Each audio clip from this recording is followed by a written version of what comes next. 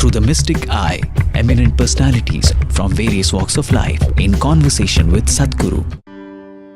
This week features Dr. Prathap C. Reddy, founder of Apollo Hospitals Group, India's first chain of private hospitals. With a passion to make advanced healthcare available to all, Dr. Reddy is a visionary who has contributed immensely to India's healthcare industry, bringing in high technology and affordable healthcare to urban and rural India. Began at a time when privatized healthcare were unheard of in India. The Apollo Group now enfolds 46 hospitals in the country and abroad. Among the many felicitations conferred on him are the prestigious Padma Bhushan and Padma Vibhushan by the Government of India. Watch as Dr. Reddy explores the limits of modern medicine with Sadhguru, who in turn reveals a deeper, more profound approach to healing the human body.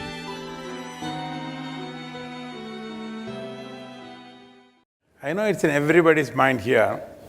We all want to do so many things in each one of our sectors. You would like to produce another 100 films. And each one of us would like to do, saying there's so much possibility. And we think we have done all of these. And somewhere along the line, we feel that satisfaction without really achieving our total objective. India is faced with this tremendous, there are 3 gold medals which you don't want. India is the diabetic capital of the world, is the heart capital of the world, is going to become the cancer capital of the world. We don't want these gold medals. If I can, I would like to put it in Bay of Bengal. How do we get this? Each one in their profession, how do they get this? As you say, it's all in us as humans. But we want to think that we can only be superhuman to achieve this. The immensity of being human. If suppose I can take a banana in my hand and turn it into a human being, whom would you think I am? I must be the creator himself, isn't it? Isn't that happening in every human being? Because what our body is just an accumulation of the food that we've eaten. So there is an intelligence here, there is a competence here which can turn a piece of bread into a human being. So when the source of creation is throbbing within you, what are you looking up or down? When the very source of creation is throbbing within you, where are you looking for help? There is no better place. So whatever work one may be doing, it does not matter what area of life we have chosen to participate in, everything that we do can be transformative, both for yourself and everybody around you. I am saying it is not even about finding satisfaction with your work. Doing something is not towards… at least what I do is not towards my satisfaction, because if I close my eyes and sit here, I am ecstatic, not just satisfied. So I don't have to do something in the world to be satisfied or to be happy. It is just that there are things that need to be done in the world which have not been done, unfortunately, particularly in our country. So many things that we should do have not been done. So in our lives, if we do not do what we cannot do, that's not a problem. But in our lives, if we do not do what we can do, we are a disastrous life. My effort is to see that nobody turns into a disaster, that everybody does what he can do in his life. Vijay, I must say, you've been abroad and traveled so many days, and you landed here yesterday.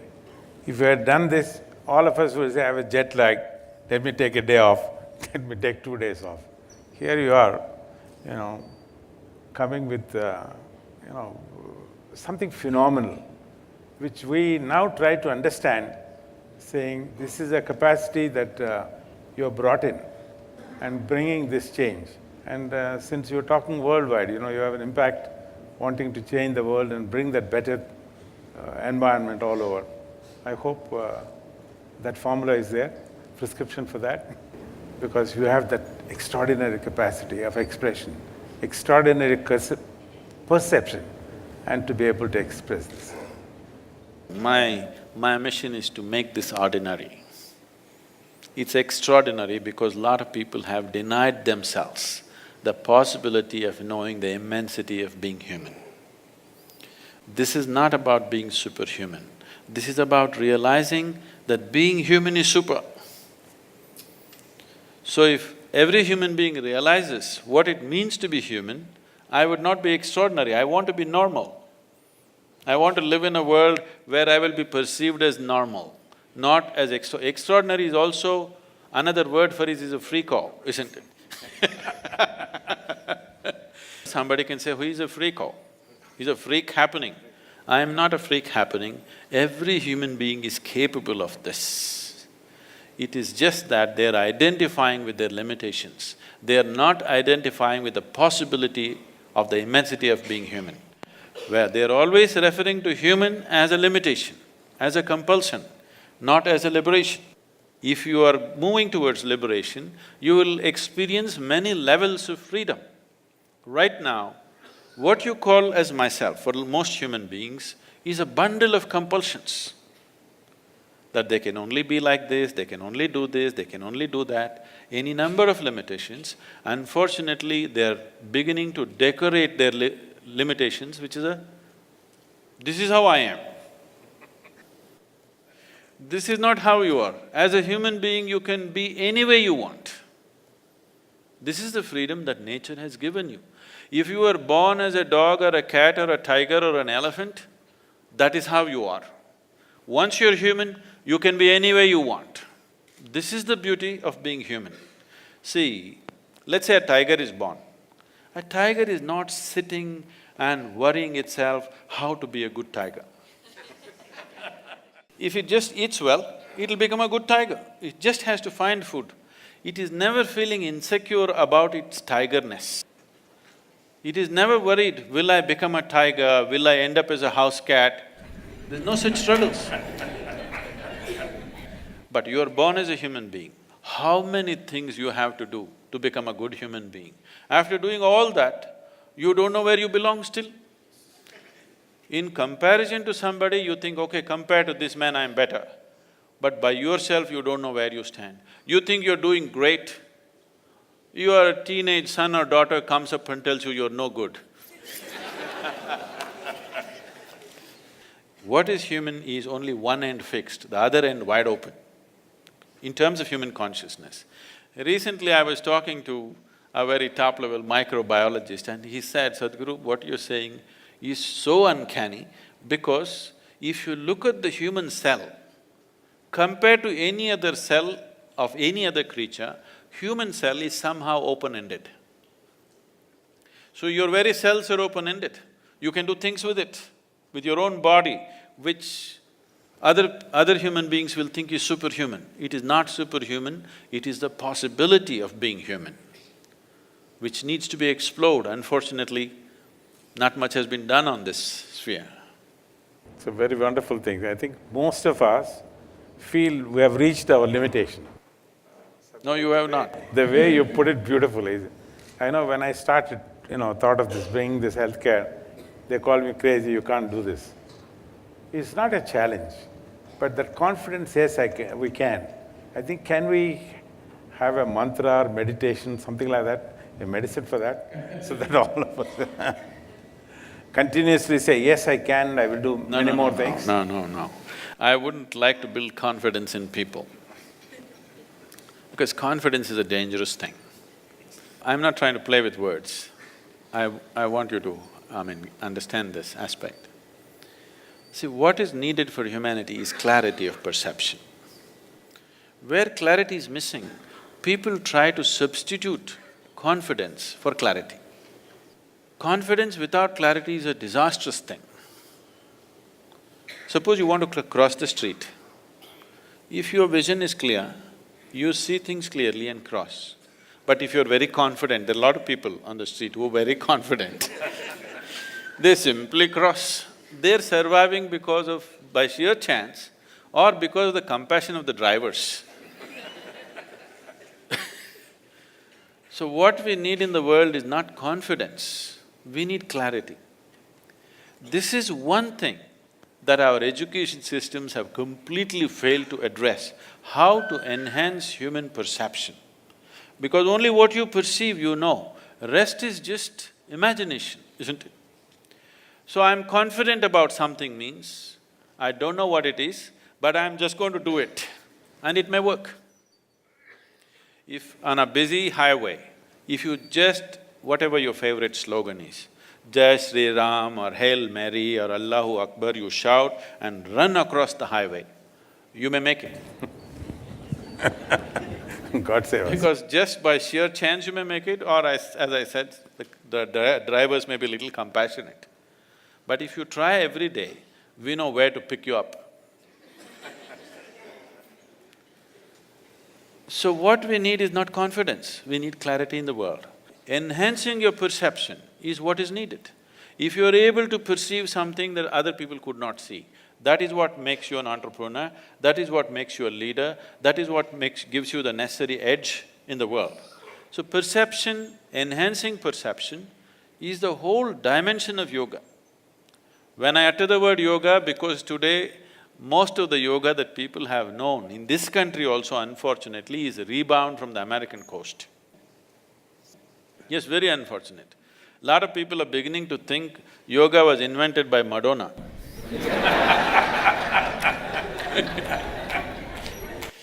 This is the science of perception. With these two eyes, you can only perceive the physicality of what is here. The physicality of who you are is just a piece of the planet, isn't it? We are not going to know you by… every day as doctors in your hospital must be reading somebody's heart, but you don't know what's beating in their heart. You know whether they're going to live or die but you don't know who they are, isn't it? What they are as a human being. The complexity of their humanity is not there in their liver or kidney or heart or anything. Only their physical structure is there. This is just a piece of the planet that you've gathered. So who you are is much more than that. That perception is beyond physicality. So developing your perception to a dimension beyond physical is what is needed. That is when you will produce human beings who look like gods. They are not gods, they are full-fledged human beings, because others have not strived to do that to themselves. When they look at somebody who has flowered to a certain level of competence and capability, they think either they're gods or gods are favoring them. It is not the truth of success in life. Somebody is successful because he's perceived something that others missed. It's so wonderful, Sadhguruji. I know everybody in the beautiful auditorium here, and the thousands of people who are watching live on the internet, they all want to know, is there a prescription for good health? Spirituality, yoga, meditation?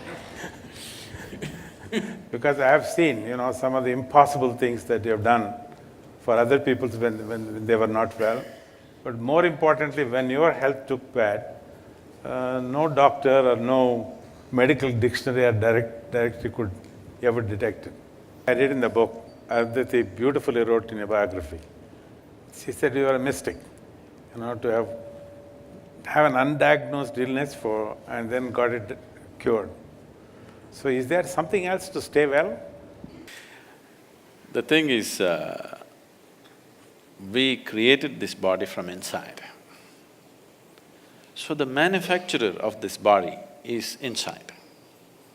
So if you have a repair job to be done, would you like to go to the manufacturer or to the local mechanic?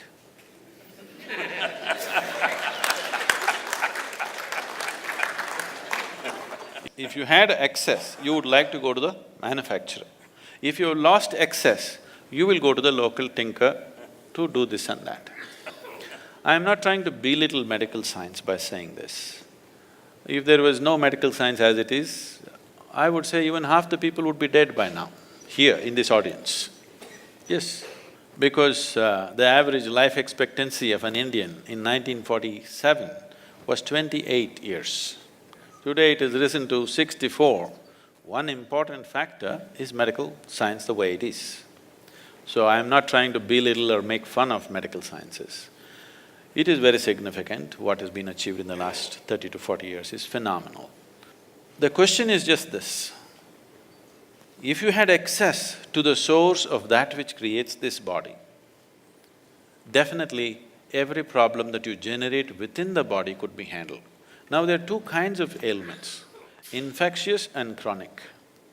Infectious ailments happen to us because of an external invasion from an organism. You must go to the doctor. Don't try to meditate on it. But 70% of the ailments on the planet are self-created. I am saying self-created because it happened from within you.